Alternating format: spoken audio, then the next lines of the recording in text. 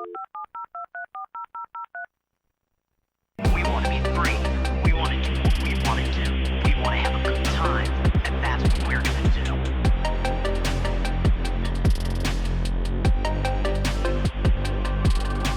We're going to have a good time. Welcome one and all to the very first episode of Bygone Bros, where we talk about all things retro. Just to give everybody here a idea of what this is going to be about, we're kind of striving here at Bygone Bros to not only relive the glory days, but really try to act as a medium for sort of digital and historical preservation. We're taking a more critical look at nostalgia and digging into why it's worth remembering the retro, analyzing what we can learn from our past, and realizing that some things are best left gone in a bygone era. With that, I'd like to introduce myself and my co-host, who, as you can guess from the name, is in fact my brother, older brother to be specific.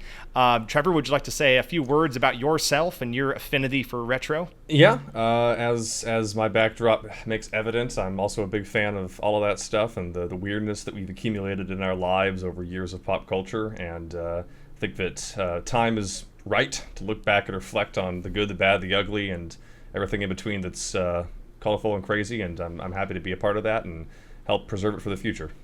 Absolutely. And I feel like retro, before we jump into our main topic for the day, retro is such a difficult thing to pin down, and it's kind of this shifting time frame. I feel like it's almost like every 25 to 30 years every decade we rewind about 20 to 30 years, and that's when we start to see that uptick and that given block of sort of retro nostalgia, you could say. And there's a lot of types of things that you can be nostalgic for. You can probably tell from my background, speaking of our sets here, I definitely have a bias towards kind of retro gaming, and growing up in the 90s, that was very much sort of my wheelhouse. Trevor, we've had a lot of really fond memories growing up of starting with, the NES and the Game Boy, and Yep. and carrying through the generations, especially with Nintendo. Would you say that your main affinity for retro things is also more on the side of gaming, or do you look more at like music or movies, or like what's kind of your favorite type of retro? Well, I think definitely video games, but there is a feel, a texture, an aesthetic that comes with that era, and you see it gain certain prominence, and certain people have a certain fondness over time. Grain of a VHS tape, or sort of the fuzz of music played on an old record player or on an old tape, and all of those things kind of coalesce and create this vibe, this mood that is evocative of that time period. And it's so fascinating to reflect on that, but also to see how the way that we remember it changes and grows over time. Yeah, absolutely. And I think that's part of what we're trying to accomplish here with Bygone Bros is this concept of looking not just back fondly, but looking back critically, and really having some fun looking, maybe you could say more objectively at some of these things, but also seeing what we appreciate about them and why they're worth remembering. And with that, I suppose now is as good a time as any as to jump into our very first episode here, where you can probably guess is going to be video game related. So, and more specifically, we're diving into an aesthetic that many of you probably have fond memories of, which is atomic purple. Which I feel like that particular term, would you say, Trevor, was most commonly associated with Nintendo? To a degree, but I would say more broadly in terms of its use and in terms of the phrase, kind of wanted to introduce a term. I didn't come up with this, but my understanding from my research is that it's sort of a summary of it is they call it the clear craze. Clear craze. The clear craze. It's translucent electronics, colorful and otherwise. And that's a big part of it. But I was going to say, like, the color part to me, too, was a big transition. If you think back to technology before that, and I guess I'd be curious, maybe you, the viewers and listeners, can help us out with this. But, like, a lot of early electronics, it was like you got your gray, your white, and your black. Like like everything across the board. And it was always, of course, opaque, unless it was a device that you had to have, easy access to the inner workings. I feel like everything was just sort of like a box that had some sort of gray, white, or black. But then, and this is part of our discussion today on, whether or not they were the first to do it. But at least, from my knowledge and my preliminary research, I think Nintendo was kind of maybe the first to step up and say, hey, electronics can be maybe more playful and more vibrant and kind of expressive in a way. I actually have behind me here. Yes. For our show today, you can see this bad boy here. Yeah. So I'll see, maybe the camera can focus on it. There we go. But we've got here the Game Boy Color. And this was the one that I had. It's atomic purple. You can see here on the back as well, the just really beautiful. I mean, it's faded a little bit with time, but you can see all of the inner workings of the console, and kind of almost showing off at the time sort of how advanced the technology was. But I don't know, maybe you found this, Trevor, in your research, but I don't actually think that this was the first clear purple system that Nintendo produced, right? Well, that's true. I don't believe that it was. I think my understanding is that one of the earlier examples of this was the atomic purple. The where that name came from, or where it was actually most commonly used, was I think the Japanese Nintendo 64 console pack. Oh, I saw that as well, and actually, I had forgotten completely about that.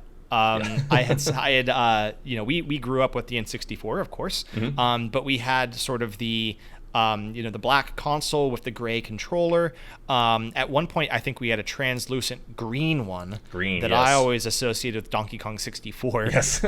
Maybe it was like a pack or something, but there was an atomic purple N64, I should say the controller was atomic purple. The system, I think, was still gray, but it was, I think, kind of a carryover, right, from the Game Boy Color. Yeah, I mean, those were part of the same era, and I think they wanted, as was common at the time and still is, to have an aesthetic consistency between the systems. There was the portable and there was the console, and so having them pair well in the home and in advertisements was, I think, something that the company and a lot of gamers really valued. Yes, but here's first factoid of the day that maybe you folks out there don't know about. Prior to the Game Boy Color, there was the Game Boy Pocket, and the Game Boy Pocket was a smaller version of the Game Boy, and I want to say maybe it was even a little smaller than the Game Boy Color, or maybe a more similar size, but it was a more compact system. And in Japan, they actually had, if my research is correct, they had a clear purple Game Boy Pocket that preceded the atomic purple Game Boy Color. Cool. It actually came out, I think, about a year before. Okay.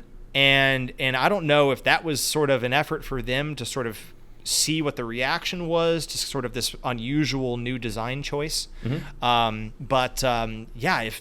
research has served me correct, I think that actually predates the Game Boy Color that was atomic purple. Well, there we go.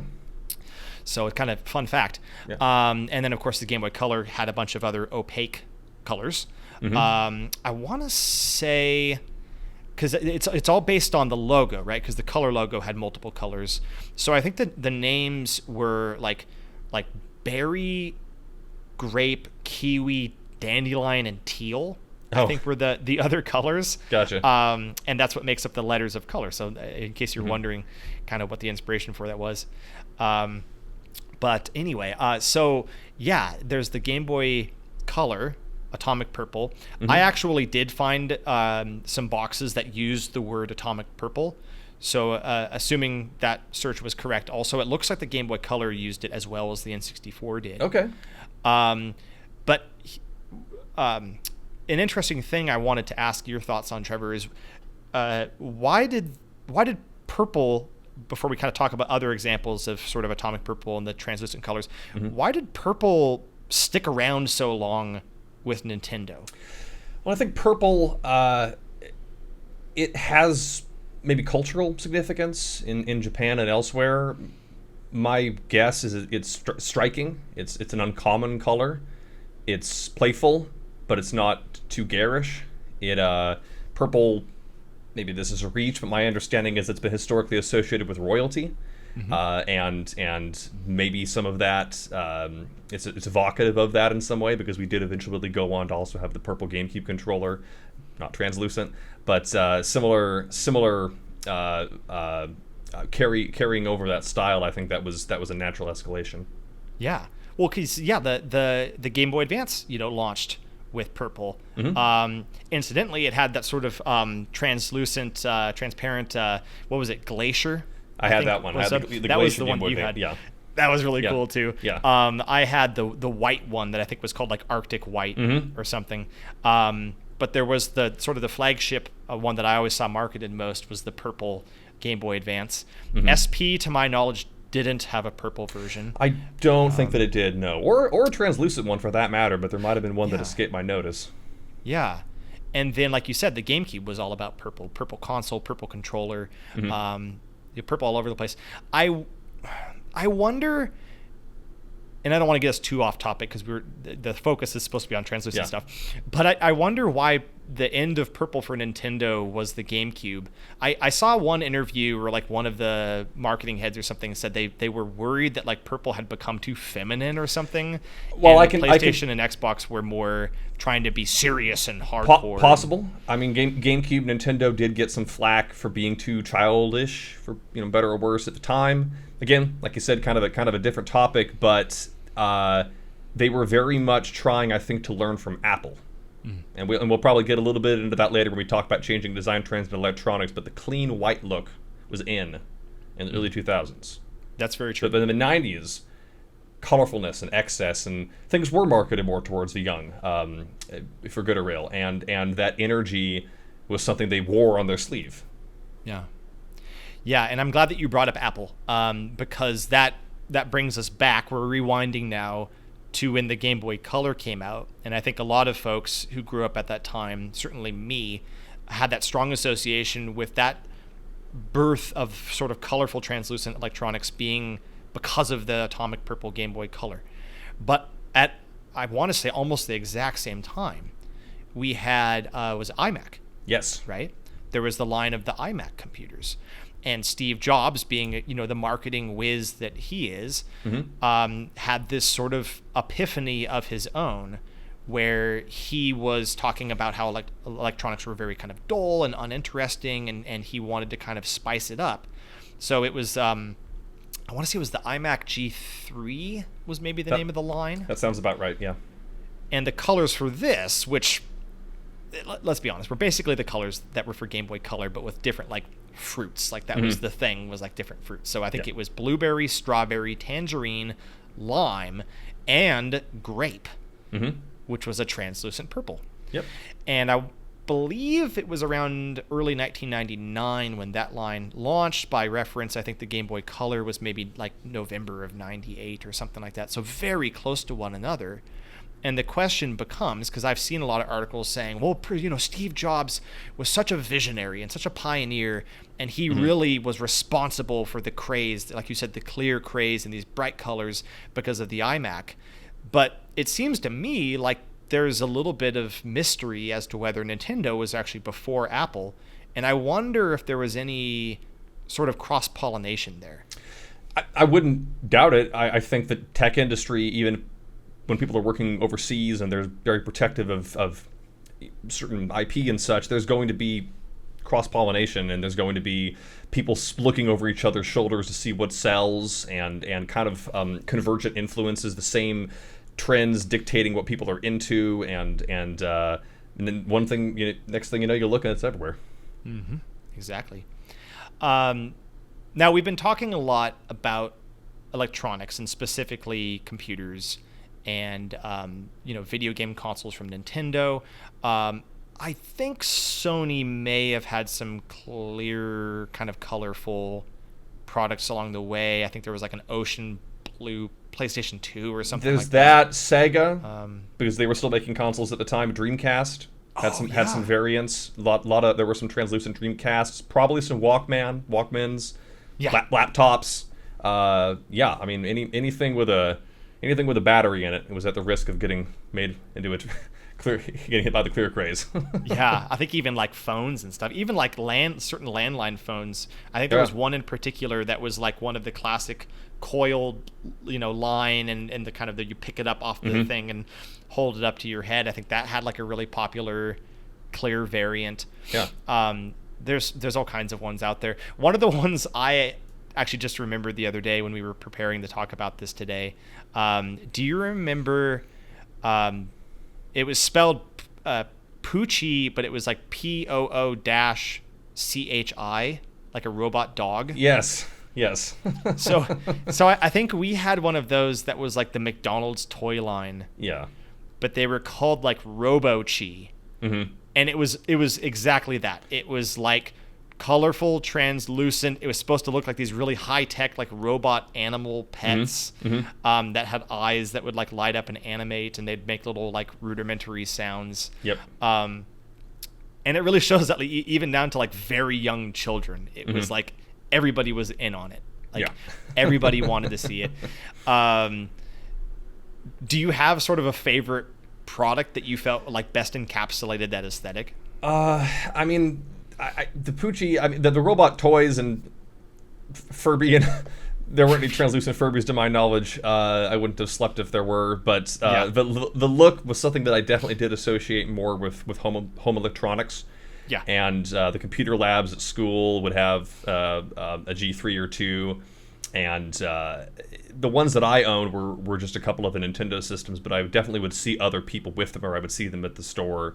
And I did think, like, dang, that looks really cool. I mean, that's really striking. Yeah. Yeah, I think about sort of, what kind of inspired that transition. We were talking a little bit about Steve Jobs. I'm sure Nintendo was thinking the same thing about how do we stand out? How do we make our products seem very inviting and vibrant and shaking up sort of this boring, almost clinical relationship that people had with electronics, where it was very utilitarian. It wasn't very expressive. I think learning to tap into expressiveness and offering all these different colors was such a genius way to tap into people's desire to express themselves and to feel like individuals, and to be like, well, I picked this one because it speaks to me. Like in so many aspects of life, we pick certain colors that we feel best identify things about ourselves and what our favorite things are. Sure. What do you think kind of like led to this sort of clear craze? Do you think it was like this like convergence of wanting to find ways to be more individually expressive, of wanting to seem more advanced technologically? Like what was going on there? Well, I think there is a chicken and the egg element to it, where it's like, was this something that was made because people thought it looked cool, or did people decide it looked cool because it was made?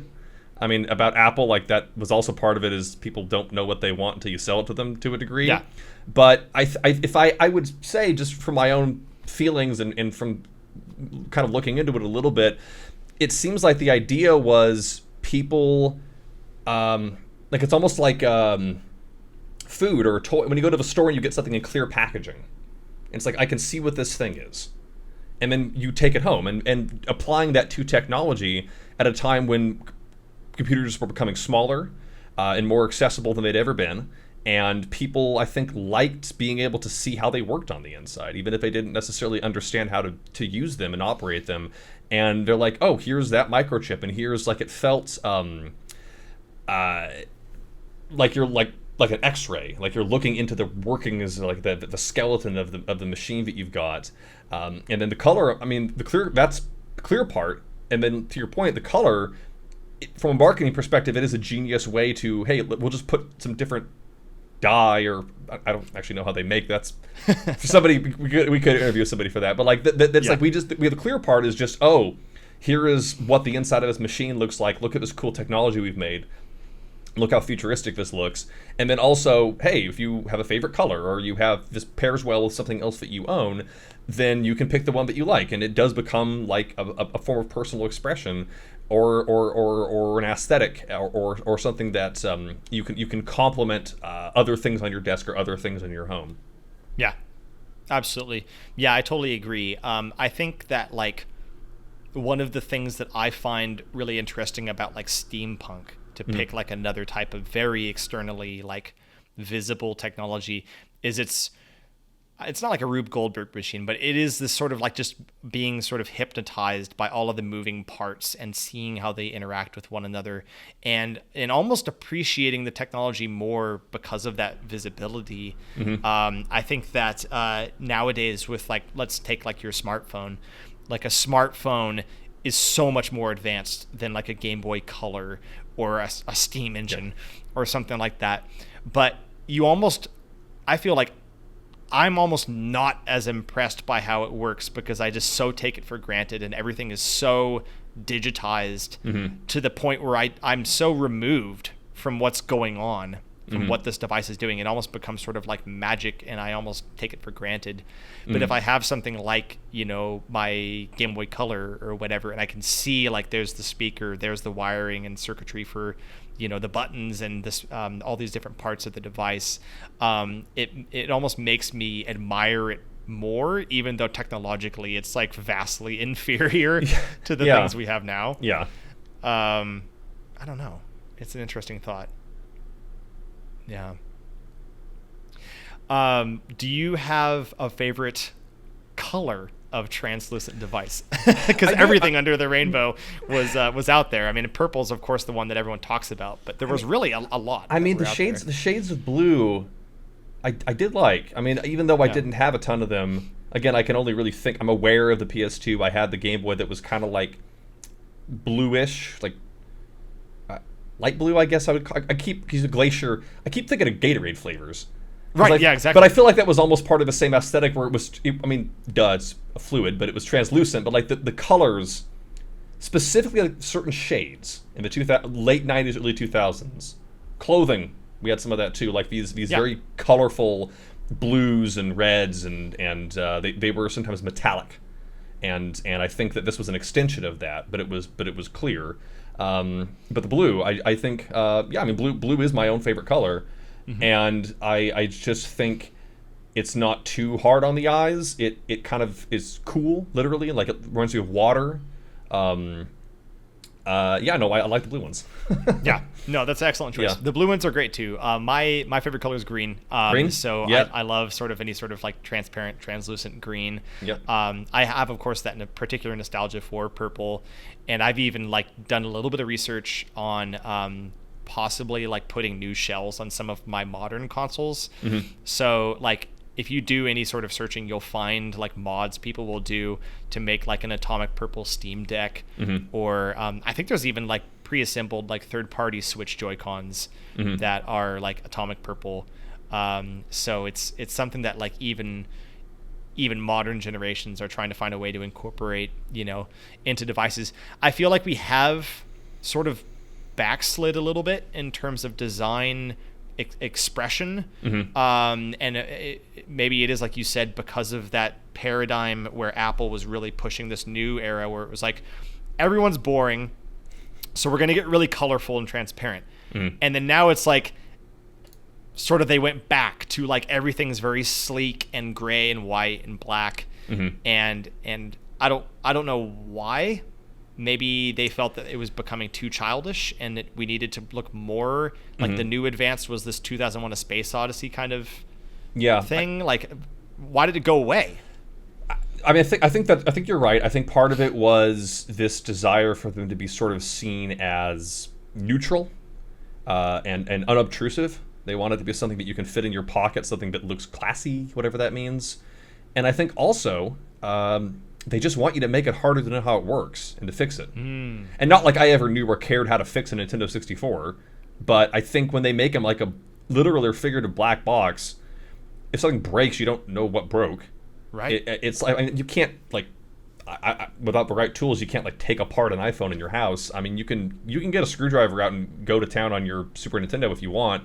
You might not know what you're doing, but like and that kind of gets into a whole other conversation about like right to repair, all that stuff. But I feel like people just, again, chicken the egg. I don't know if this happened or if the companies want it to be this way. Not putting on a tinfoil hat or anything, but I think there is less interest in what these things even look like and how they work. And I think that among some people, not necessarily young or old, but it is maybe generational, there is this disinterest in how these machines work. And I think it coincides with, or caused this disinterest in that aesthetic, because like who cares what the inside of my Game Boy looks like, or the phone now. It's like it's not, it doesn't interest people as much as it used to, perhaps. Yeah. No, I think that's a totally valid point. I think that it's things becoming so advanced and so like there's certain types of technology now that are these like chipboards that are like smaller than the tip of your finger. I mean, some of them are like almost nanoscale, it seems like, and then you've got like microfluidics and things like that are just like impossibly small. And but it's just like because I think of the smaller devices, it's like, what is there to even look at anymore? Yeah. A counterpoint I will offer, and I apologize if I'm jumping ahead, people building their own PCs. That is true. People do like to make them so you can see what's inside them, because there is something worth looking at. All those big GPUs and everything. That's where I'd say that lives on.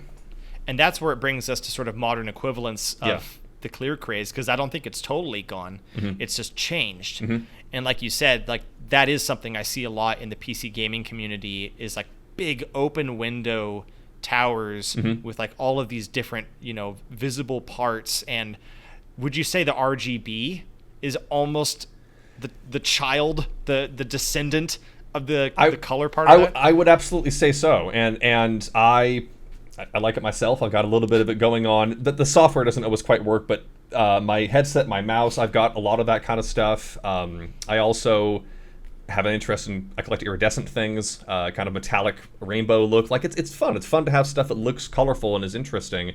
And we have the technology now to make it change colors. Like imagine if your Game Boy back then could change from atomic purple to atomic green or something. That'd be pretty cool. But yeah, no, I think you're absolutely right. I think there is still this love of that spectacle, almost like, and the way that internet and social media is now. We all share, we all kind of show off, and it's really fun to kind of flex and be like, hey, look at my keyboard, look at all the color going across it, and you're, I mean, I never would have thought of that, but you're absolutely right. Yeah. Can you think of other examples beyond like personal computers that are using either a more deliberate sort of showing off the inner workings of the device and maybe combining that with sort of more expressive colors, or has that really still stayed in sort of basically the gaming community? So this is not really my thing, but vapes and jewels and stuff like smoking, like, again, not passing, that's not what this conversation is about, but like as far as like an electronic that has like, you can get it in different colors, and like that is a thing. Yeah. That is very true. Yeah. And the packs and stuff, and again, however you feel about it, like that is the same kind of thing where it's like it's a small electronic that has like these varieties of colors, and you can customize them and stuff. Yeah. No, that's a really good point. Yeah, I'm trying to think too. I mean, I really can't think of. I think what we've moved more towards is everybody has the same 3 or 4 devices, and what you're customizing is the device itself, the wallpaper, the apps that you have on it. And within those apps, they have updates and they change the look of them, but it doesn't externally change the appearance of a device, because we've sort of the life cycles of these things have extended, and you have new iPhones, for example, every X year or so, but the iterations become less and less dramatic. The differences between the Game Boy to the Game Boy Color, like, I think that's part of it too, is it's like, hey, check out this new thing. Look how different it looks. And now I think people don't necessarily, on the whole, at least as far as marketing firms are concerned, really want things to look different. Like, imagine if the new iPhone came out and it was like, I don't know, circular or something weird, and people are like, what is this thing? And people want consistency, or again, the companies think people want consistency, but the money they're making seems to suggest they're not wrong. Right. Although, like you said about when this whole trend started with Nintendo and the Game Boy Color, or the iMac line with Apple, it was a little bit more of them telling the customers what they wanted, rather than there being this demand that they responded to. It's like, no, this is what the new paradigm is going to be. Yeah. And then everybody got on board. So we'll see. I don't know how much longer we'll keep this sort of very sleek, very, I don't want to say bland, but like very simplistic. Everything's just smooth, white, gray, black. We're kind of back to that again.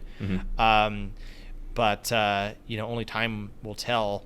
As far as we're concerned, though, I feel that we've come to a good moment here in the first episode to begin what will be the first of a recurring segment at the end of each of our conversations, which we're working on an official title for, but tentatively we're calling it Bring It Back or Bygone, essentially being a final vote, a final verdict on the topic of the day, and we're going to decide whether this is something that deserves to be brought back and is deserving of remembrance, or if it's something that we might as well just say bygone and throw it in the garbage of history. So, Atomic Purple, Clear Craze, whatever you want to call it, what's the vote? I say bring it back. Okay, but why?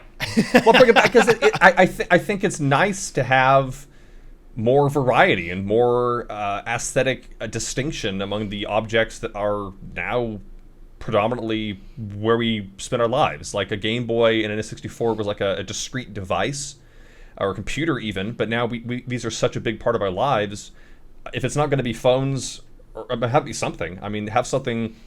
I would like it to be more common to see that distinctiveness. I mean, I think of it like clothing. Like when I'm at a formal function and everyone's wearing a suit, it's like, yeah, everyone looks really nice, but like I don't get a sense of like everyone kind of looks the same. And it's fun to see like, oh, this person is expressing themselves in this way. And like when you go to a concert or when you go to a party and like everyone's got their own look. And I feel like we would benefit, I think, collectively from valuing that again, valuing that in the way that we, even if it is a top-down marketing gimmick or whatever, I don't know, it still looks neat. Like how many times do you confuse your phone with somebody else's just because they have similar cases? I mean, that's the only thing I can think of we have now is phone cases that are sometimes colorful, but it's not the same thing as the device itself. You know what I say? Yep. Bring it back. Yes. Yes. I got two here actually. Yes. Bring both of them back. Game Boy and Game Boy Color, yes. Translucent. Bring it back. I totally agree, 100%. Technology now is boring and uninteresting. I hate the fact that almost everyone's devices look the same. I think it is, like you said, sort of an earnest effort to streamline everything and to sort of standardize the experience. I am all about expression. I think that people should live vibrant, be vibrant. I think that we should celebrate as much as we can how much technology has progressed, and I actually find sort of that translucent element to be a celebration of that. I think it is, to speak a little bit about myself as a person, I'm a patent attorney. I'm somebody who gets to work with a lot of inventors, and I really admire innovation and how complex technology can be and how beautiful that can be. And I want that shown. Like, I think it's really cool to like just admire, even if you don't fully understand it. It's so cool to see, and I get that like a lot of that stuff, like you said, keeps getting smaller and smaller, and maybe it's harder to really discern. But who knows? Maybe bringing something back like this could actually feed into a right to repair movement, and to actually make people feel that there's what's the word I'm looking for? There's an ability to swap out kind of different parts and to see like, okay, well, this part can be removed and this part can be replaced, and I don't throw away my phone and or my other devices and generate electronic waste. Like it is an invitation for us to have a better understanding of our technology and maybe be able to have a better relationship with it. Yeah, and as far as my own frame of reference there, I'm not a patent attorney, but I have built my own computer a couple times, and with a lot of help. But you do gain a greater appreciation of like, oh yeah, this is like a modular device. This is not like an Army Man figurine where it's just a blob that's shaped like this. And I think that a lot of the companies, they don't really want us to think about them that way. I mean, well, I talk about they make a bunch of money selling computer parts. They would very much like to sell you parts for a PC, but I feel like when you have when you are able, like I'm sitting here right now looking into my case of my computer and seeing the GPU glowing out at me, and yeah, you gain. It's not a magic rock. It's very useful and powerful and entertaining, but It's just stuff. It's just parts, and that can be great. It can entertain us. It can do good things. It can do bad things. And I think that, not to get too dramatic, but I think that the translucent look helps us remember that. Helps us be exciting and feel exciting, but also stay humble. Yeah. No, I think that's a really great perspective on it. Yeah. Well, that's 2 votes for Bring It Back. So we're declaring Bring It Back. Yes. Well, this has been the first episode of Bygone Bros. I think this has been a great first conversation for us to have, and we're excited to try to keep a regular release schedule for you guys to enjoy the different topics. And of course, if you're watching us on YouTube, be sure to comment, like, and subscribe. This is a very young program, so the more support we can get from you guys, the better. And if you're listening to us on a number of podcast streaming services, any way that you can share and promote and give us feedback is very much appreciated. We definitely invite any sort of conversation about what we've discussed or recommendations for what you might like to see or hear on future episodes. So with that, this has been Kyle White. And Trevor White. And we are the Bygone Bros. Right. Take it easy. Yeah. Bye. Bye.